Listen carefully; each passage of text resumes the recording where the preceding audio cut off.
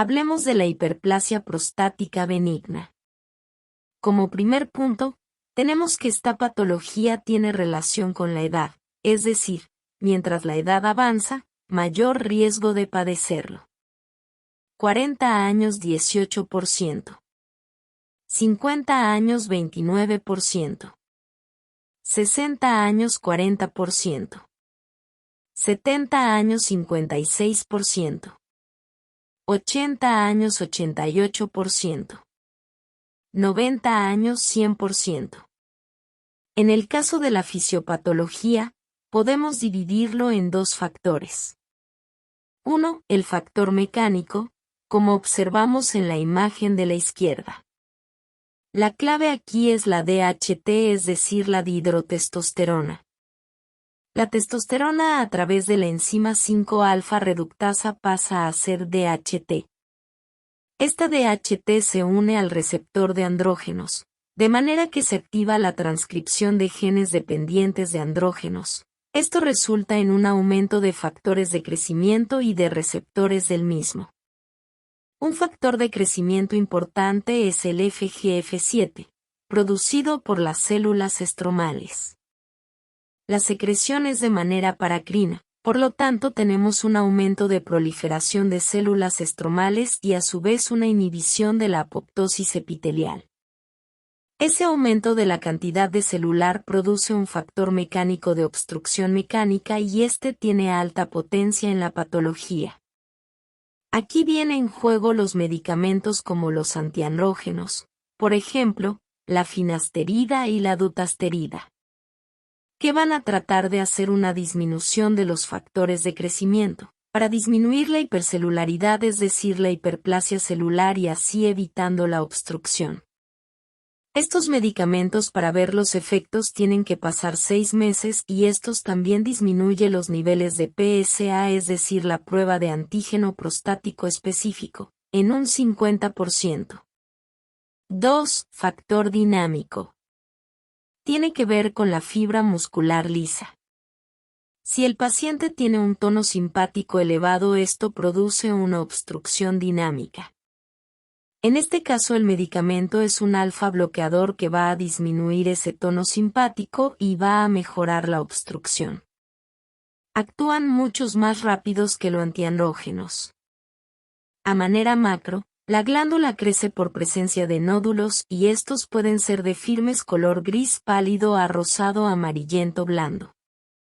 En la imagen de la derecha, hay que tener en cuenta dos lugares importantes donde se desarrolla la hiperplasia principalmente y es la ZC, zona de transición y la zona periuretral. Las zonas anatomopatológicas de McNeil. Como bien se dijo anteriormente, la hiperplasia prostática benigna se desarrolla en la zona transición, justo alrededor de la uretra prostática. Esto va a producir una obstrucción dentro de la uretra prostática. Pero también se habla dentro de la fisiopatología un aumento del tono simpático, es decir, de las fibras musculares, lo que puede que el paciente presente una disminución del chorro. En el caso del cáncer de próstata puede ocurrir en cualquier zona, pero el 70% va a ocurrir en la zona periférica. Respecto a la sintomatología, podemos utilizar la mnemotecnia FANWAS. Síntomas irritativos, una terminología vieja, ahora se dicen síntomas de almacenamiento. Frecuencia. Urgencia. Nicturia. Y tenemos los síntomas obstructivos, que se nombran ahora síntomas de vaciamiento. Weak urinary stream, es decir, chorro débil. Intermitencia. Strain to begin urination, dificultad para empezar a orinar.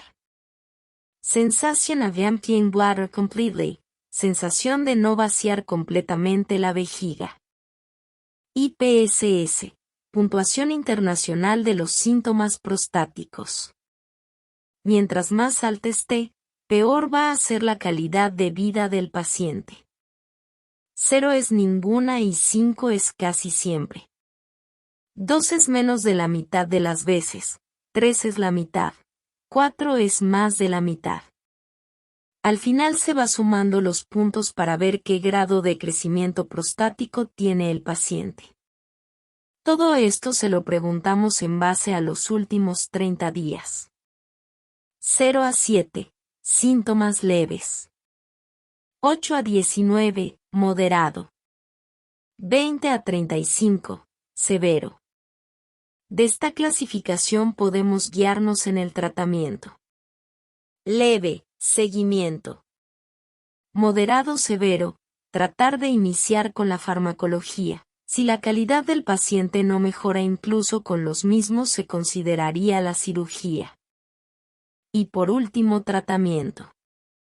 1. Primero que mandamos los simpaticolíticos. ¿Qué factor nos va a aportar? Para ayudar a ese tono simpático elevado, ese es el factor dinámico. Si yo mejoro esa parte, entonces eso va a ayudar a mejorar el chorro y el paciente puede describir la mejoría en la primera semana incluso. Son los alfa bloqueadores, como podemos ver en las imágenes como doxazosina, tamsulosina. Nuevo, silodosina 8 mg tiene menos efectos adversos y buenos resultados. 2. Va a depender del tamaño de la próstata. Por lo general que sean de mayor de 30 gramos, algunos protocolos usan mayor a 40 gramos.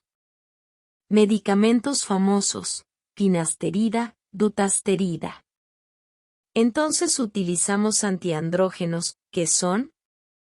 Son inhibidores de la 5-alfa reductasa.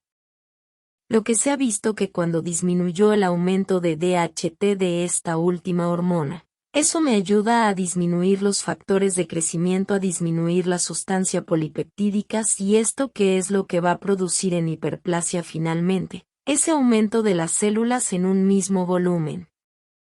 ¿Qué factor nos va a aportar? Esto nos va a aportar el factor mecánico.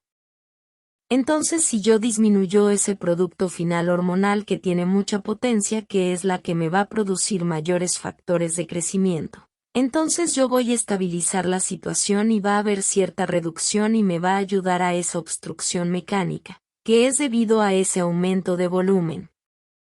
3. Para mejorar estos síntomas de vaciamiento y síntomas de almacenamiento. Hay un medicamento que se conoce como tadalafilo de 5 miligramos. ¿Para qué se utiliza? Se utiliza para la disfunción eréctil. ¿Qué otros beneficios se observó en los estudios? Mejorar su dinámica funcional. Buenos resultados IPSS. También se vio una mejora en el flujo máximo que vemos uroflujometría. 4. Medicamento que nos ayuda a relajar la vejiga. Paciente va a indicar que tiene próstata grande, pero que orina con chorro normal. Lo que a él realmente le molesta son los síntomas de almacenamiento, ese deseo impostergable de ganas de orinar. Si el paciente está vaciando bien su vejiga, yo no voy a mejorar mucho la situación con un alfa bloqueador. Él necesita un medicamento que le ayude a relajar la vejiga como un antimuscarínico, es decir, mejor almacenamiento sin contracciones involuntarias. Fármacos: oxibutinina, tolterodina, solifenacina.